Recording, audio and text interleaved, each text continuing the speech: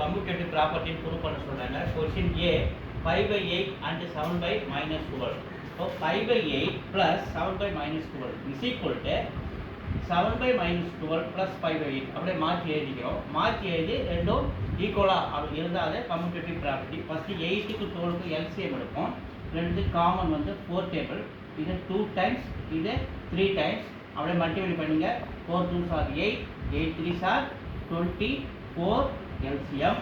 So இதை 24 எடுத்துக்கிறோம். 24 8ல் வந்து 8 3s are 24. அதே 3ஆல் மேலே மல்டிப்ளை பண்ணால் 50. சென்ட்ரல் நம்ம ப்ளஸ் இன்ட்டு மைனஸ் மாறுது. 12 வந்து 2 டைம்ஸ் 12 × 2 24. அந்த 2ஆல் மேலே மல்டிப்ளை பண்ணால் 14 இஸ் ஈக்குவல். அதே மாதிரி இங்கே 24 எடுத்துக்கிறோம். 2 டைம்ஸு 12 × 2 24. அதே 2ஆல் மல்டிப்ளை பண்ணால் 7 2s are 14. இந்த மைனஸ் வந்துடும். சென்டரில் மைனஸ் போடுங்க. சென்டரில் இருக்கிற ப்ளஸ்ஸு. இது வந்து 3 டைம்ஸு மேலே 3ஆல் மல்டிப்ளை பண்ணால் 5 3s are 15. ஓகேவா? அடுத்தது 15ல் -4 போச்சுன்னா 14 போச்சுன்னா 1/24 இஸ் ஈக்குவல் டு -14ல் +5.